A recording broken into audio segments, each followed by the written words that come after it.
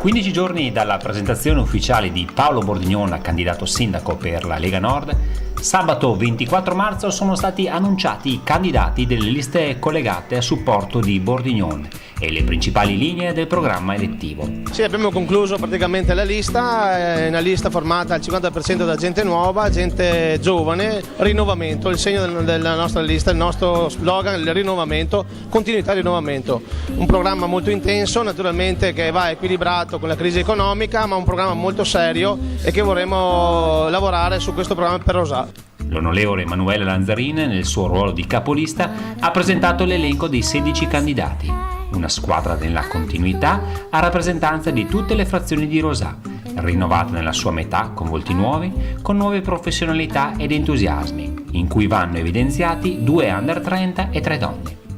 Ma sono molto orgogliosa di essere capolista di questa squadra perché credo che contenga all'interno un po' tutto. Contiene sicuramente la continuità e quindi il lavoro che stiamo facendo, che è stato fatto, i tanti programmi, le tante iniziative messe in atto, alcune partite in itinere che però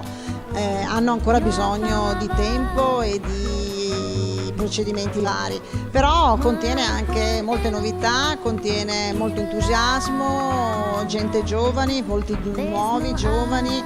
stimoli quindi anche nuovi per chi è già dentro da un po' di tempo e quindi ha bisogno anche di questa grinta, di questo entusiasmo, quindi una squadra variegata che spazia un po' su tutte quelle che sono le varie competenze, su tutti quelli che sono i vari ambiti del sociale, del volontariato, della cultura, della scuola, della professione anche,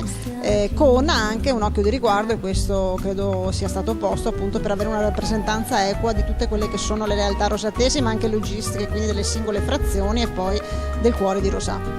Marino Carlesso, consigliere comunale uscente, attivo nel mondo del volontariato e in particolare della Proloco, ha spiegato le motivazioni della discesa in campo al fianco della Lega Nord. Nel gruppo degli indipendenti, quindi 4 persone che in tempi diversi hanno conosciuto l'amministrazione Lanzarin, hanno apprezzato i risultati, hanno conosciuto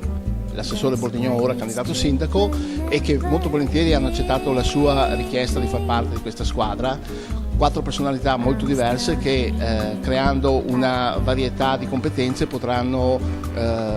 aiutare il sindaco Bordignon nell'azione amministrativa. Forza e Continuità si presenta dopo il lavoro di 5 anni al fianco della Lega Nord in amministrazione comunale. La volontà di mettere insieme tutto quello che è il meglio per Rosà, cercare di dare i migliori servizi moderni, sia in termini di modernità sia in termini di qualità ai cittadini rosatesi è il nostro obiettivo. Nonostante che il patto di stabilità ci limiti le risorse economiche, queste sono delle priorità che vogliamo raggiungere. Nel corso dell'incontro con la stampa sono state presentate anche le principali linee guida del programma elettivo, che verrà presentato ai cittadini nel corso degli incontri che si terranno nelle varie frazioni e località di Rosà nel corso del mese di marzo e di aprile.